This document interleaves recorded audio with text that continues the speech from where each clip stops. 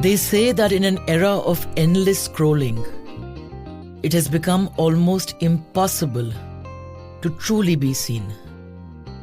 In cinema too, we are living in a time of massification, where the industry sands down the edges of a person until they fit into something predictable, glossy, safe. But empathy is our greatest gift. And empathy requires individuality. It requires edges. It cannot survive inside a template. Cinema has always been about what is in the frame and what is left out. Today, many are trained to remain safely inside the frame. Well lit, well branded, carefully contained.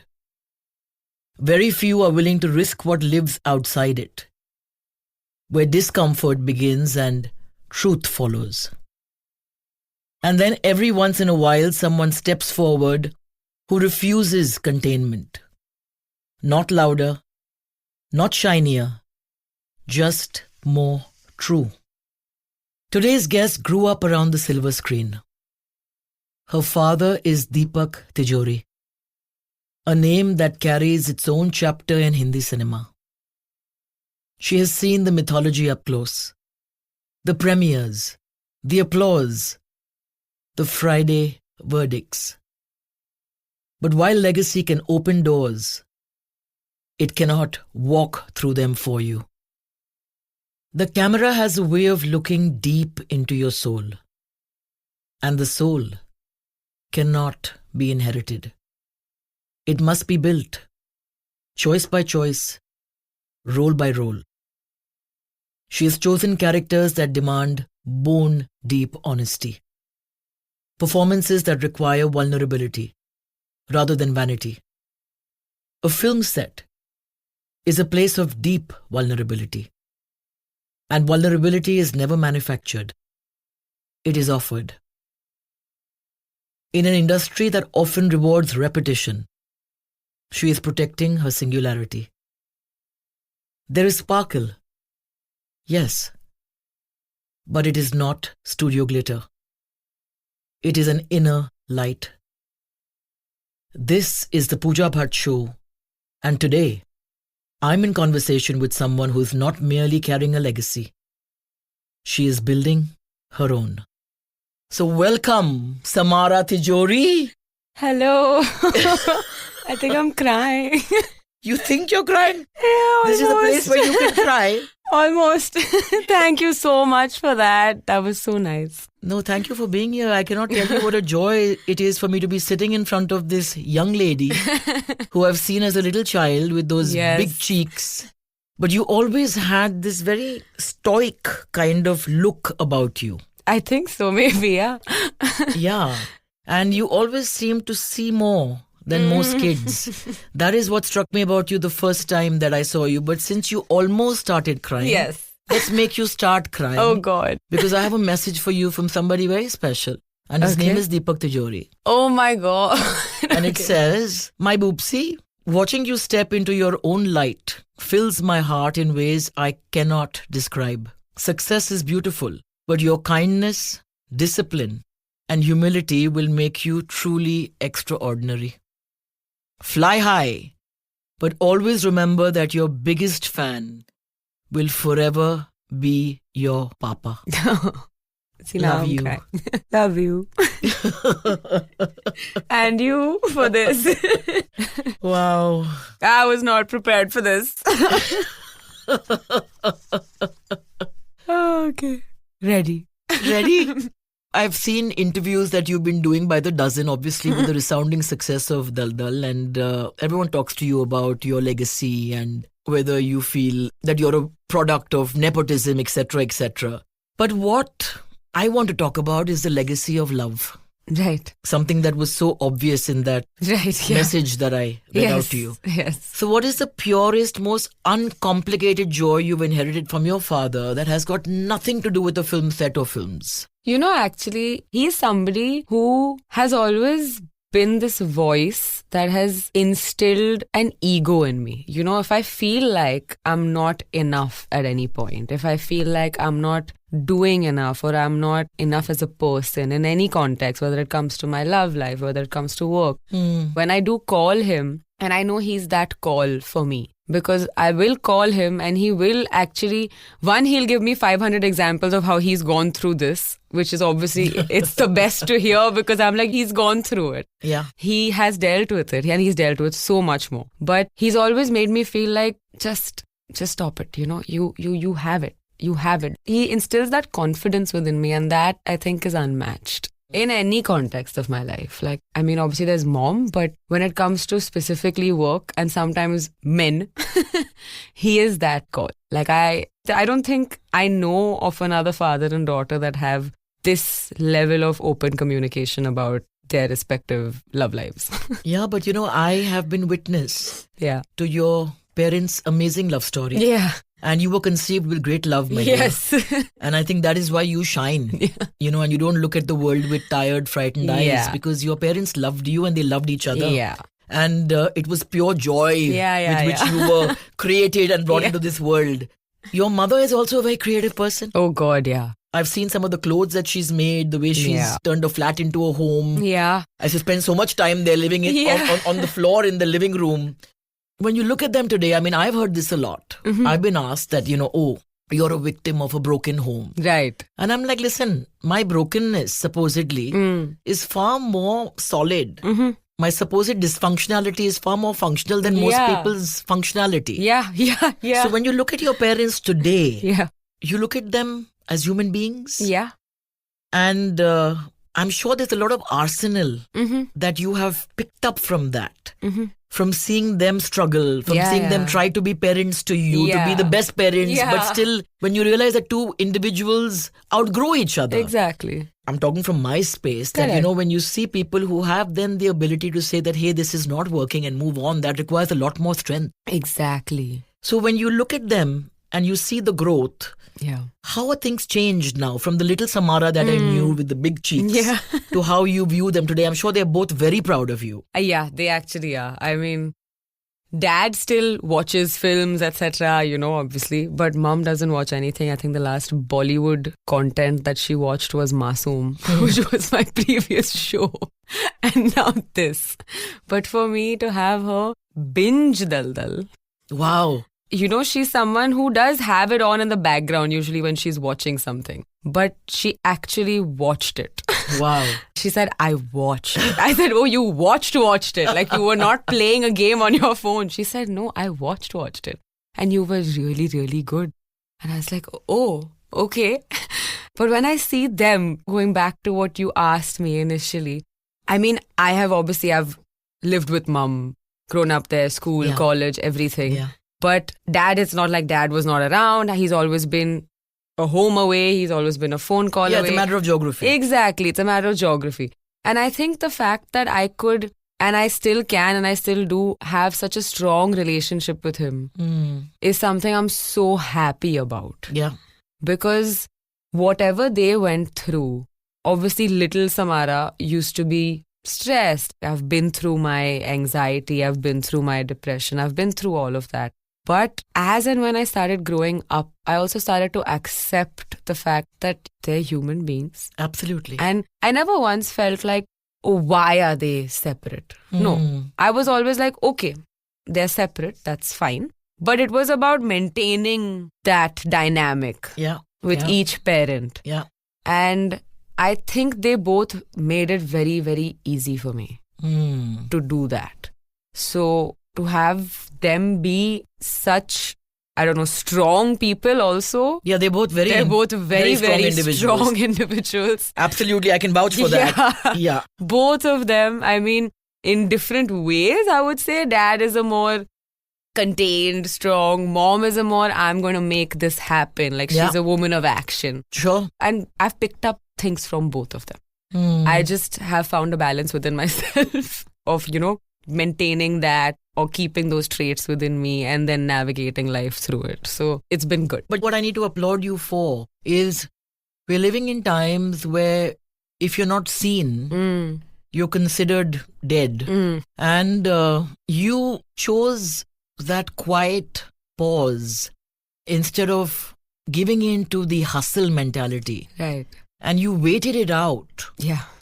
until you found a role, Yeah. or the role found you, Yeah. that was able to then put you out there in front of the world and do great justice to you as a woman, as a person. There's nothing assembly line about you. And for a filmmaker, for a writer to be able to use your traits and exhibit them in the manner that they did in Daldal, you're very lucky you've got this author-backed role. Extremely. But you're very, very brave for waiting it out. Yeah, I think so. It's all been worth it. So I'm very happy. But after Masoom, I had like 3 years of nothing. And 3 years can feel like 30. 3 years felt like 30. Yeah. Because it gets to you. I mean, I was auditioning, but I felt like, oh, should I take this up? I'll make money. You need to pay bills. You need to figure it out. I mean, I'm grateful I have a home. That's the most base level. Absolutely. But I'm so happy I have a home because I see people trying to pay rent. Correct. And if that was the case for me, I don't think I would have even been able to afford to wait. But those 3 years I felt like if I'm just going to start taking anything and everything up.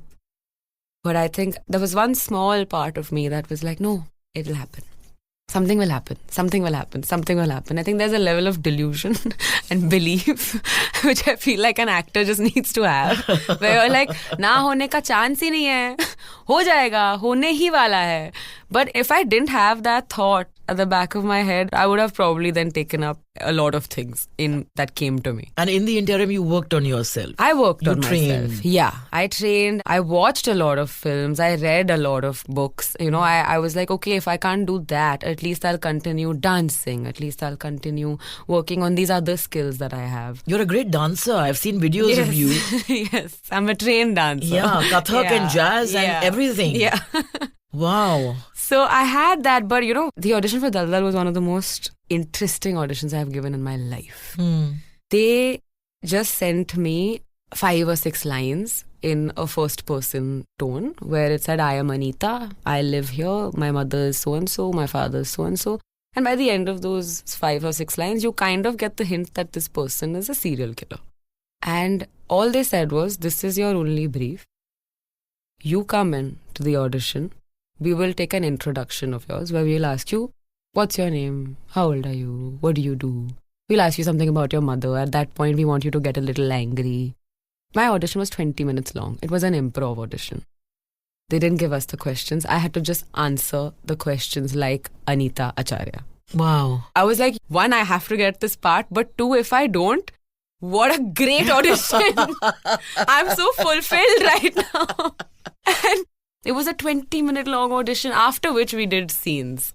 When I got shortlisted, that was with the director. But what I have done in those scenes versus what I have shot on set, the fact that Suresh Triveni and Amrit Rajgupta believed that I could be this person, to me is wild. Hats off to them. Yeah. They knew exactly why they wanted you. Really, yeah. And they have optimized you.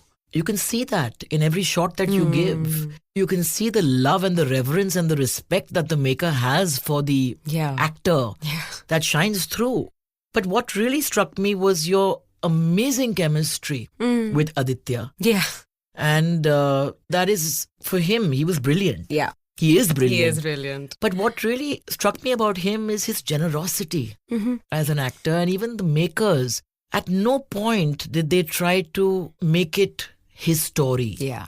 And that in itself, when you have roles being written for women and where they let it remain with you, it's quite amazing. But he at no point was competing. Never. And that just says so much about him as an individual and as an actor. I agree. But was it a fit right from day one? From day one, I think. Yeah. And you knew him before, or you all met? I had met him once before. I had actually gone to watch Siachin, which he's written and produced. Right. I had gone with a friend at that time. The friend knew him. And he just introduced me, this is Aditya. I said, okay, well done. That's it. And this was a couple of years before or something. And then I got to know that he's been locked for the part. We met on the day of the look test the first time. And I don't know, we just clicked. Vibed. Yeah. We just clicked. And there was just this banter that just began. I mean, we also have a lot of mutual friends, but we never hung out. Right. We found out that we knew a lot of, we went to the same school, went to Jamnabar NRC. So we knew a lot of people around us. But after that, as and when we started reading scenes together, we watched a couple of films together just to understand what this couple killer dynamic could be. Again, we had no reference point because even in the movies that you would watch, Sajid is stereotypically the heroine here. Right, you're right. Yeah. Absolutely. So I am the hero here. Yeah. And he's the heroine. And I think that was actually something that he really liked about the part. Which he said, I like that this is what this is. And he's also a writer. It was very intriguing to him. And I think both of us just found this dynamic. I mean, in real life, it's opposite. He bullies me. But on screen, all that bullying, I just gave it back to him. In our scenes. No, it was beautiful because there's a moment when you say that, everybody's taking advantage of you, everybody's playing you, and he says, aren't you doing the same? Yeah, that line. That was heartbreaking. Yeah. And for me, of course, I was very ill. I was down with this terrible cough and cold thanks to the pollution in Bombay, and I decided to watch Dal Dal. Yeah, okay, great. And I said, okay, I'll watch it and I'll take my time. And believe me, I was lying down and watching it, Samara. And then you appeared and I sat up and I just got more and more and more and more awake. And I binge watched the show. I'm so glad. Because your presence is undeniable and your restraint and the nuance, the shot that you gave when you say, ye aapka kaam hai. Yeah. The first time I saw the trailer, I was like, shot! And I messaged Deepak immediately. Yeah. I'm like, Deepak, kya shot diya yaar usne? And he was like, yeah, apparently she's killed it, man. He hadn't seen it then. Yeah, he hadn't seen it. And then, of course, as soon as I finished watching it, I called him and I said, Deepak. Yeah. And he was like, Pooja, I couldn't help it. I couldn't help myself. I just started crying. Yeah, he's cried. He's called me. He sent me a long message. So he was not supposed to watch it the night it dropped because it dropped at 12 a.m. And I messaged him. I said, look, this review has come because that's Aditya and I Abundancia and all of us had a little watch Zoom party at 12 a.m. for the show to drop. Everybody was there, from production to ADs to everyone, to all the actors. We were all on one massive Zoom call. And after that got over, Aditya and I were on the phone at least for 2 hours looking at each review. You saw this, you saw this, you saw that. This is all you were doing. And I kept sending Dad anything that was interesting that came out and all. And he said, okay, cool. I'm going to watch it tomorrow. I've got a message from Dad at 5:30 in the morning. He binge watched it. Yeah, because you can't help yourself because, it's and then. So, great writing. Yeah. And also I must say that detail of your character as a child who abuses the cat. Yes. And that is something that we drive home all the time, that, people who abuse animals are going to abuse a human being. 100%. So that was a very important detail. No, 100%. For me, I have read up so much on serial killers. And I did that also way before the show happened for me. Because I was very interested in criminology. And most interested in serial killers. All kinds of crime, but my focus was there because I really wondered what it meant and why it would be what it would be. And there are literally 3, it's a pyramid. There are 3 pointers that would, in all likelihood, be that person's childhood. One is bedwetting. Right. One is setting fire to things. And another one is abusing an animal. Right. These 3 things, if a child has them at a very young age, it's a major red flag. It's a major red flag. It's almost always you're going to lead to crime. Right. And I work with animals a lot. And I love animals. And for me, even when they told me that, there is a scene where there's this thing happening with the cat, I said, look, you know what? Don't make me do it. I'm like, people, sure. Animal, no. And they were like, because they were thinking, they were like, should we get a child version? Should we just de-age you? Yeah. And I was like, just get the child. I was like, traumatize the kid. Don't traumatize me. I'm so sorry to that little boy. But he did such a good job. Yeah. He did such a good job. But that's the thing. These are very important things. And for me, the research that went into even the writing was insane. I had no questions, considering I had read up so much in life Yeah. about it. I never once said, "Oh, this doesn't make sense." It really all just made sense, even on a paper, on the script level. Yeah, but we all of us have got tremendous darkness and light Yes. within us. When you immerse yourself in a role like this, and then you come home, Yeah. how do you then switch that off? Because we bring that back home with us. It Yeah. remains within us because we internalize, and feeling is what navigates you really. And I remember Aditya's father telling me when I worked on Sir, Nasir told me, he said, Pooja, if you're going to keep feeling for every shot, you're going to crack up, learn the damn craft. Yeah. And then Paresh looks at me and he says, the day you learn the craft, you're finished.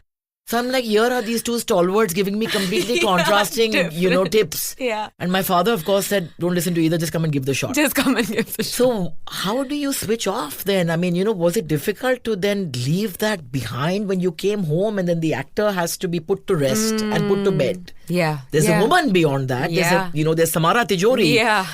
How do you not let it completely devastate you? Honestly, this character left a mark. Like, she really did. And also in a good way. Because it was very freeing Yeah. to be able to play this girl or to be able to be this person. Because for me, in my normal life, I struggle to express anger. Right. I can't express it. I just start crying. Yeah. And I'm a very, let's sit and talk about this. I'm Right. not, I'm going to cut you into pieces. Right. That's Right. not my solution. But it was very, very freeing to be able to play her. I was just manic, right, for like 35 days every time we shot. You must have And been. we shot the climax very early on. Ah. That was that was the second thing I shot. And we started at my peak. We shot the climax of 5 days. Those 5 days, I was not present because I was using a lot of breath also. I use music a lot. Yeah. And of course, I think there were so many points in the climax. And mostly, I think that this one moment where I am singing the Russian song on that mic, Yeah. I had left the building in that moment. I think I was not present. I think that was the first time I felt like I am her in this moment. And I am thinking of my mother. I am thinking of all of this stuff. I do hate all of these people. I am going to burn everybody down. That just sort of happened for me. And going home for those 5 days was a task. Yeah. Because that I couldn't then leave. Those few days were really tough. It must have been because also the process of filmmaking, like you say, people watch it. And it's over in a matter of minutes. Exactly. But you're shooting it over 5 days or Yeah. 10 or 15 sometimes. Exactly. And then to maintain that continuity in terms of feeling and not Exactly. lose it And because the not set falls lose it. apart. Yeah. Between exactly. shots. Yeah. Yeah. And however generous the unit is, yeah. the nuts and bolts of Yeah. it takes over. But you've got to remain there. Exactly. You had to stay there. And I mean, I don't think I sat for those 5 days unless I had to be seated or to eat or in my van. Because I had to keep that going. I would just be pacing on that set. And every time, I mean, Aditya cries beautifully. Okay. And I've told him this. Because he would have a completely different type of direction given to him. Because he had to be in a fully different space. I had to Right. be in a very different space. Yeah. And every time he would try to get into his zone on set, I would leave the room. Because I couldn't be around him, I would get soft. Right. So I had to stay away. And I had to be my manic self on the other side. But coming home, I think there was a point where after we finished the whole show, I was walking like Anant for a good 1 month. I had to stop, catch myself, and learn how to walk normally again for some time. Because I had made her walk wider. I had tried to do a bunch of things in that way for her physicality, but it was tough. I actually struggled to give my next audition, which came a little soon after the show. But I was on a phone call with one of my best friends and I said, I have an audition tomorrow. And she said, for what? And I started crying. So she said, why are you crying? I said, I don't know how to not be Anant. Like, I'm crying right now. But it just felt like that, where I was like, she is so much a part of me. I have never felt this way about another character in my life. Yeah, and it's tragic because then you have to bury that character. Yeah. It's like you put them to rest then. Yeah. Yeah. And they're a part of you somehow because Yeah. you've just merged, you have to. Exactly. And feel that empathy then for that person, it's difficult. It's a tough job, but then like that's what they say, you got to be a bit of a masochist to be in this business. Exactly. You mentioned that you called your father from the shoot Yes. because you felt blocked or something of the sort. Yes. What I was actually that? called him the night before we started shooting the climax. Hmm. I called him that night and I said, I'm shooting the climax tomorrow. I don't know whether it'll happen. Because that's the thing, right? I didn't know how I would express that level of anger or rage. Right. I didn't know I had it in me to do it. And he really just said, you have it. It will come out. It's there inside. It will come. He said, trust me, it will come. He just instilled that little confidence in me. But after that first day of shoot, what I could do by myself, I said, I've got it. Yeah. I'm good. Yeah. I'm yeah, good. yeah, But yeah. there was that little fear and hesitation the night before because that is the last bit that you're going to see of me. And I have to leave an impact on you as a character in this moment. So I think I had also put a lot of pressure on myself to be really, really good. So I think that call to him was one where he would actually just ground me a little bit. Yeah. That, okay, you got it. I know you're stressed. I know it's difficult. But you've worked so hard. This is your forte. You've studied this. It's not like you can't get to it. So I said, okay. But is it magical when you feel all of this self-doubt Yeah. and then something emerges Yeah. and you're like, I did that? Where did it come from? It's just such a fulfilling feeling. It's so fulfilling. And I think that is something that I really felt on this set, that I would go home feeling like I have had a day of work. Yeah. A good day of work. I'm coming home feeling like I have done something today. And that was really fulfilling to come back home with. As exhausted as I would be, I think I've done really, really, really long shifts on this show. I mean, I've got a tetanus, I've bled, I have everything has happened. Everything that had to happen has happened. But I never, not once, I would wake up in the morning, no matter, 3 hours of sleep, 4 hours of sleep, I'm there. Yeah. I was ready. Because you get wired I was then. No? pumped. Yeah. But let's talk about the haircut that changed it all Yes. for you. Because I think that you transformed. I did. And to shed that, because I mean, we hold on to our hair especially as a symbol of femininity or whatever. It becomes a security blanket. Yes. But that really transformed you. It really did. It really it changed the way I saw myself.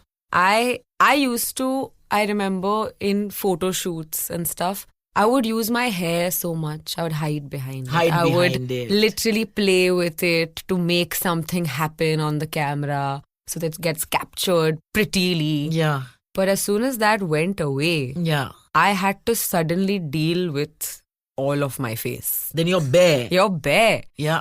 Usually, if you would meet me in life, I'm wearing a loose t-shirt, loose jeans. It was a very interesting social experiment, actually. Wherever I went, I was called sir.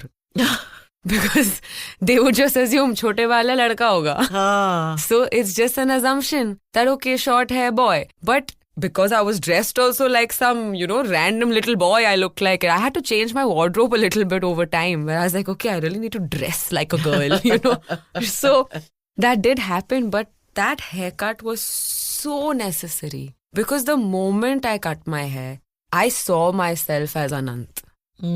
I didn't see Samara there. Because I didn't recognize myself. I couldn't take myself seriously for a bit. I said, who's this person? I kind of walked past a mirror and got a little surprised 2-3 times the first few days. And for months, I would try to tie my hair. But there was nothing. It's just so habitual. But it is very liberating. It's like you shed something. Yeah, when they say hair holds memories. Really, I mean, I experienced it firsthand. It's like a whole part of me just left for the better. Yeah. When that happened. I mean, I miss it. I miss that hair. But how does this super success of Dal Dal and all the accolades and all the bouquets and all the praise that's coming your way feel really? Tell me, what are you feeling right now? I think it feels really good. But I'm a little lost. I won't lie. I'm a little lost because I think also, as an actor or just when you've done, I did Bob Biswas, I did Masoom. Yeah. And this is the third thing that I have done. Now, after Masoom, I had 3 years of nothing. Hmm. Now, that really, I think, to an extent, humbles you, where you're like, okay. And you tend to just be in this space of, okay, you shot this, it's done. Next. Get to the next one. Manage expectations, manage expectations, manage. So I really had managed my expectations when it came to Dal Dal. And, I had Suresh sir and Amrit and Vikram sir, Vikram Malhotra. They would keep telling me that you don't know what you have done in the show. You're going to get lots of praise. And I used to just say, okay, thank you so much, sir. Thank you so much. I used to take that in, but I never believed it because I think of the past experiences that I've had. So when these reviews, when the praise hit, I was like, what's happened? No, that's true. But my father always said, success. Surviving success of this sort is like surviving a bomb blast. Yeah. I mean, you get completely, Yeah. It shakes you to the core. And then you have an out-of-body experience when you're looking at it and saying, is this really happening to me? Is this me that they're talking about? Yes. This has been for me a dream because I went for a Hollywood Reporter event where they were unveiling the cover of their new edition called Style in Cinema, and Karan Johar was on that cover. And I was standing at the photo op outside the banquet. I had my pictures and Aditya was going in. But as soon as Aditya went in, Karan sir entered. And Karan sir got his pictures. And then he's turned around and hugged me and told me I was really good in Dal Dal. My brain short-circuited. Because I said, I'm sorry, what? Because I have known Karan sir as an AD. Right. In Dharma. Yeah. And he said, I finished it last night. You were really good. I'm so happy to see you here. And I died. I didn't know what to do. And then I've gone in for the event. And there was a moment there where everybody's seated. And Anupama Chopra ma'am has asked Karan sir something to do with talent or something like that. Again, I have no... My brain is just, it's a blur because she said something about talent and he said a few lines and then he stopped, looked into the crowd and then asked, is Samara here? And I said, yes. Yes. Yes, I'm here. And he said, what she's done in Dal Dal was so outstanding. I'm blown away by her performance. And this was a shout out. Nobody asked him to do this. He did it on his own. Which to me, it's been a dream for someone like a Karan Johar to know I exist. Period. I was like, okay. And that's still, it's still in my head because I'm like, okay, this is really good. This is really, really good. So these really, really quick, small, fast, big things, everything's happening together. Feels surreal, huh? Feels surreal, yeah. Yeah, but like I told you, you must enjoy it. Yes. And not shy away from that. Yes. But at the same time, you need to be slightly removed because I always believe that, if you start taking all the praise very seriously, then you will have to take the criticism very seriously too. 100%. So that balance is important. 100%. But you need to know that you've done a good job and you need to know, like you knew when you were doing the climax that, hey, something has been pulled out of me that I never even knew existed. Yeah. So that's amazing. But if the screen went to black today, okay, what is the one feeling? Not an accolade, not a compliment, not a headline, but a lingering emotion you hope you've left behind in the hearts of the people that you've worked with on this show? I really hope that genuinely, I hope, because everybody I've worked with on this show has been so senior. The level of faith they put in me, I really hope I made them proud. Because that would really matter to me. I know I'm not a fussy person to work with. I'm okay that way. All that is fine. But I genuinely, with everybody that I have worked with, Suresh sir, Rakesh sir, Amrit, Vikram sir, all of them, I just really hope that I made them proud. Because I know they really believed in me when they auditioned me. And Suresh sir has sat with me. They took about a month and a half to lock me.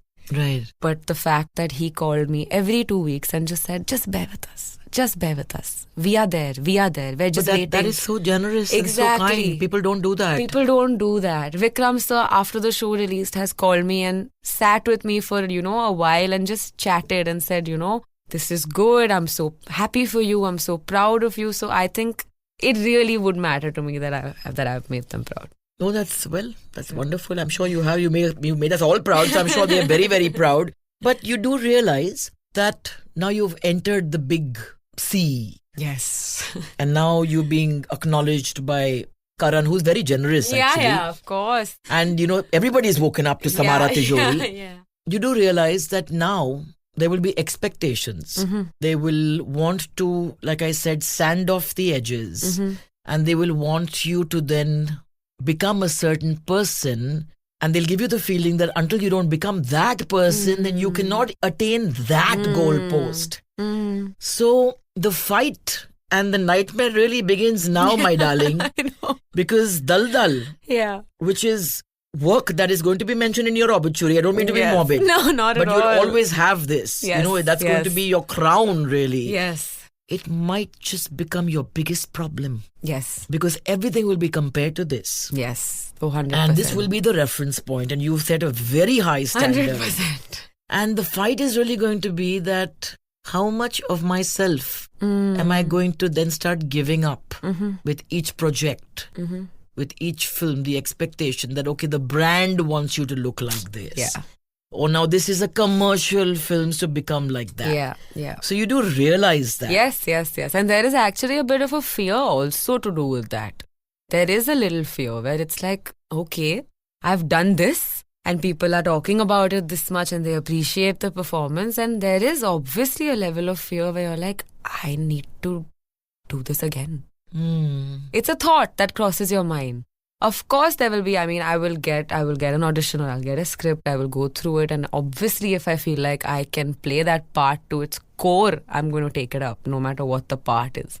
But there is definitely fear of this expectation. Yeah, and also I'm talking about the externals, because the thing is that unfortunately what they start doing then is they love you for you. Correct. But And they say that, oh, you're so unique and you stand out, but now become like everybody else. Correct, exactly. Now you have to play that game. Oh, yeah. What that game is, I still don't know after 35 years of being in this business. Your father still doesn't know it. Yeah. He's still somebody who lets his heart navigate him. Yeah. But to hold on to yourself. Yes. And not let the industry then slowly start chipping away at who you inherently are. Fair. Because what is so magical about Daldal, and I think that for these makers to cast you in a role that's so removed from you, Yes. yet cast you for you. Yeah. That is just a Yeah. stunning combination. Yeah. It It really is. It really, really is. But before we started shoot, I remember when we were doing readings, Amrit had sat with me and he said, बताओ थोड़ा अपने बारे में, अपने life के बारे में. I should know, just in general overview of what your life has been like, and then I'll know कि कहाँ push करूँ, कैसे push करूँ scenes में, what can I, What buttons can I what press? buttons can I press? Yeah. So I said, sure. And I have given him 1-2 hour spiel of what it has been. And then he's looked at me and said, break le kya? Oh my God. Oh. I said, हाँ चलो, we'll take a break. Yeah, he was the city who said, this fragile small creature has got so much that you've contained. Yeah, that's he quite said, stunning. And then I think, I don't know, I got super close to Amrit as a friend as well through the shoot. And he and Suresh sir really, really became like a safe space. So they've been lovely. But through this entire process, you talk about how you were always somebody who was interested in criminology, and you said that you probably would have followed that pursued field. That, yeah. But there must have been something new beyond your reading that you must have hit upon while playing this part about the really dark side of human nature. Yes. So what was that one thing that you discovered through playing this character? Sometimes you say, oh my God, human beings can just be so perverse. Yeah. What was the new thing that you discovered about human depravity? I think, like I said, it was freeing. There are a lot of things that she does and the way she behaves, it's impulse based. Right. It's all your intrusive thoughts that are there, you're acting on them. And it's like if I ever had a thought on that set, because sometimes you do and I do. If I'm... there have been times where I'm driving and I see somebody throw a cigarette out the window. And I think of, the rickshaw that just drove it, what if it exploded? Yeah. It comes up, right? Yeah. So that thought in this context is everything I've acted on. If I've thought it, I've acted on it. And I'm like, you know what? This side of you exists within you. It exists within all of us. Absolutely. It's just that this girl is out here acting on it. Yeah. And even with, I'm honestly hurting a lot of older men in this show. Yeah. If you really look at the men that I attack, Yes. they're all much older than me. And they were lovely. I mean, I would be sitting on top of them, stuffing them. And I would just be like, sir, I'm so sorry. Are you okay? Sir, I'm so sorry. Is this okay? But every time I was even doing that, or I even cut that prosthetic arm, there is a part of you that human that was very beings painful are, to watch. I'm sure. Oh my God. Human beings are very curious. We just don't know how to show that curiosity, but we're very, very curious, which is why a lot of people, if you see something disgusting, you will still give it 2 seconds and then that turn morbid away. fascination. Yes. Yeah. So when I would be cutting that prosthetic arm, I was fascinated with how the blood is coming out. I was like, oh, how is this working? Oh, this is how this rubber arm looks. Now I can think of it as that, but I have to just act it out like it's flesh. But I would use these parts of me where I'm like, okay, I'm curious about this cut happening like this, or this chicken being stuffed in this way. And all of those thoughts is what I decided to just let out and literally just, play them out. But that's very brave. Yeah, it was actually very Cathartic. I would say. Because when you do think like this, I mean, I've done a lot of research in life in general where I'm like, why do people enjoy gore? Like tomorrow you look at something like the dark web. There's some really strange things happening there. No, we don't even have to look at the dark web anymore. I Look mean, at the now way it's in real life. It's right here. I mean, it's in our faces 24/7. Exactly. It's right here. And when you dive that deep into some area of the internet and you see the kind of stuff that is happening there, like next to you, this person sitting there could be into that. No, absolutely. And I think what's coming to the fore now, especially with the whole Epstein files, etc., it's just horrific. I mean, you just say, what world am I living in? Yeah. Was this world always like this? Has it become like this? Yeah. You're just constantly mopping up pain. And what is actually, this is something that a friend of mine told me. She was at a run club somewhere in Pune. I was appalled. There was something happening, some event, and there was this group of these boys and girls who were part of this event, and they called their group the Epstein group. What? So she went up to them and she said, do you know what this is? So one of them literally said कि नहीं वो तो memes पे चल रहा है ना आज अभी ऐसा Instagram पे ऐसे बड़े से memes बन रहे. I didn't know. She didn't. She told the girl. She said, "You're part of this group. Are you not understanding what's happening right now?" And then that guy who was there, he was like, "Oh, I didn't do so much research, actually." But that's the fear. Exactly. Is young people who are looking at these memes and adopt this without understanding what the reality is and the horror of it all. Exactly. I mean, what should be shaking us to the core Exactly. is just something that we flippantly just say, oh, meme. Yeah. Yeah, scary times. But I truly hope that I see you in a film with your father. Yeah. Have you thought of it? Have you discussed it? We haven't discussed it actually. Sure, I mean, I would love to be in one. But I think, I don't know, I'll have to find out how that goes. Because I have always been so shy to perform in front of him and mom. I mean, till date, like I can sing and stuff. And mom on her birthday, there were people around and she was like, my daughter can sing. Guys, just sing for me now. It's my birthday. I didn't have the guts. Really? I didn't have the guts. I was like, I get really shy around both of them till date. And it's very, very difficult. So, I mean, if that does happen with dad and me, I'm really curious to see how that goes. Well, like he said, he's your biggest fan. So I don't think you should be shy of that. And also, I want to take a minute just to say that your father is such an extraordinary man because whether it was Ashiki, whether it was Jojita, he just sparkled in everything that he did. And again, didn't compete. Was so generous to Rahul Roy, who was playing the hero in that sense. But it's his character, Pallu, that people remember today. You know, I mean, I've worked with him in Dil Hai Ke Manta Nahi. In that song, he just was so charming. And I was so nervous because I can't dance. And I was literally paralyzed, but Yeah. he just took me through it. Yeah. And, something I must tell you that he did for me. Back in the day, I was modeling just before I became an actor in that sense. And there was a ad I was offered where one of the riders was that you have to be able to know how to drive. Okay. So I went in to get the job and they said, do you drive? And I lied. I said, yeah, I've done this. I drive.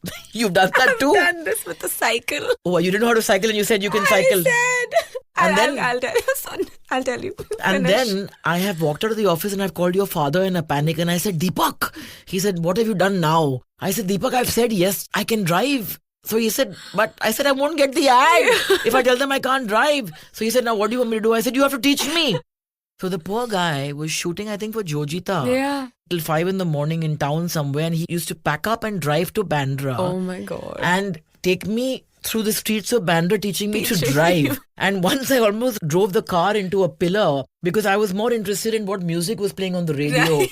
And he has shouted at me and he says, I pack up at 5. I drive here at 7 in the morning to pick you up, to teach you how to bloody drive because you have lied to get a job and you're more interested in what's playing on the radio. So, but he taught me That's so nice. and I was able to, pull that off. You Yeah, managed. I managed. Oh my God. So now tell me your cycling story. I went for a Reebok audition for an ad.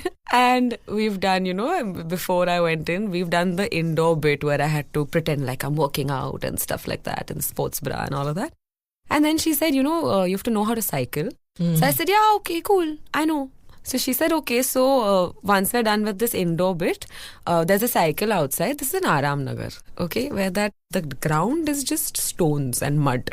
It's the most uneven ground. Any car, human, bike, anything can be on.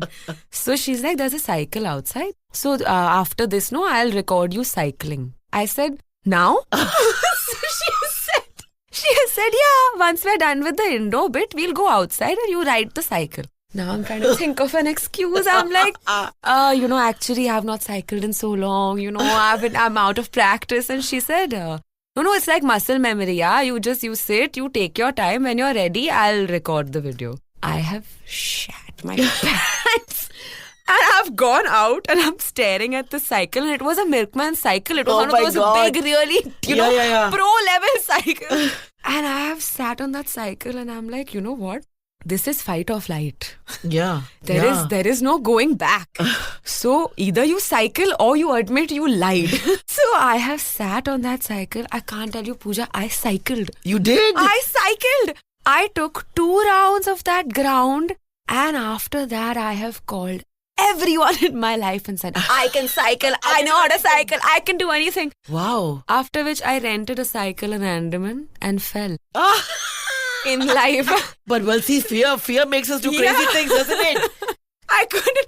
I've called mom and I've said, I know how to cycle. Do you understand? She said, what nonsense? I said, yeah. But after which it's not happened. Now I can.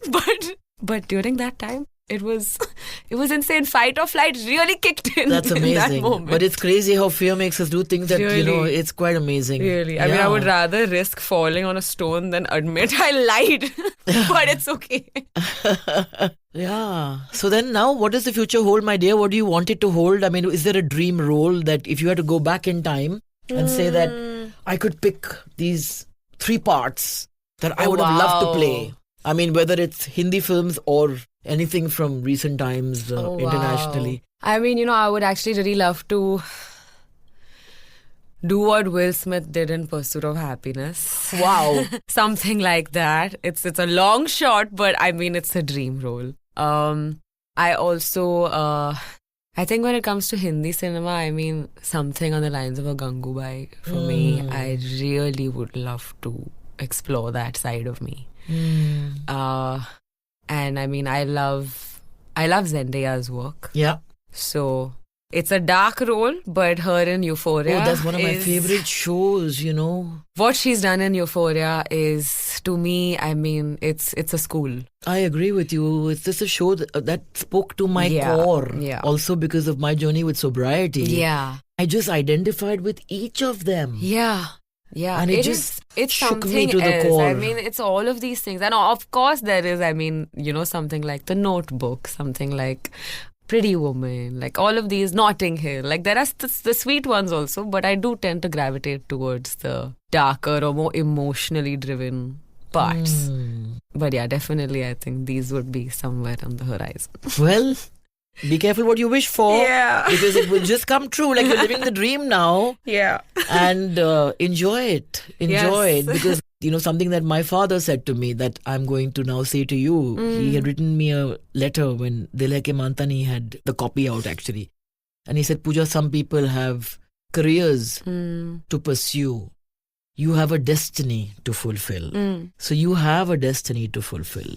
And I think what's amazing is that you wear your lineage, you wear your legacy, not as a crown, Yeah. but you use it like a compass in that sense. Yeah, I think. And you have your father to fall back on, your mother to fall back on. You have an aunt, Kunika, who's also very fine actor. Yeah. And, other people in the family as well. Yeah. But you have forged your own path, gone to auditions, Yeah. dared to be ordinary. Yeah. And you sit here today having achieved this for yourself, solely by yourself. Yes. And I think that there's so much to be so proud of. Yeah. So enjoy it, my darling, and fly, fly, fly, fly. But like your father said, let me repeat it again. He said, fly high, but always remember that your biggest fan will forever be your papa. Yes. So I'm so happy for you, Samara. And as a parting note, is there anything that you would like to ask me? Actually, I don't think it's something I would like to ask you. It's actually something I'd like to say to you. Please do. You met me when I was pretty young. Yes. And it was like a very chaotic time in the family at that point. And I remember you telling me something that I have lived by, okay? Because you told me that if you're not feeling this particular way right now, it's okay. You don't have to feel this. There is no book. There's no playbook of how to deal with this. Whatever you're feeling right now is okay. It's valid. It's valid. And you said this to me when I was like very young. And it's stuck. Now you're making me cry. It has stuck. So I've really felt like you need to know that. Thank you. Thank you. Truly. That means so much. Thank you. Wow. So that's a full conversation. And Yes. we're going to be watching you. All eyes on you. Yes, please. And onwards and upwards from here on. Thank you so much for doing Thank this and you sitting so down much with for me. having me. Love you. The Pooja Bhatt Show is produced by Mammoth Media Asia and Epilogue Entertainment and distributed by iHeart Podcasts. The executive producer is Jonathan Strickland.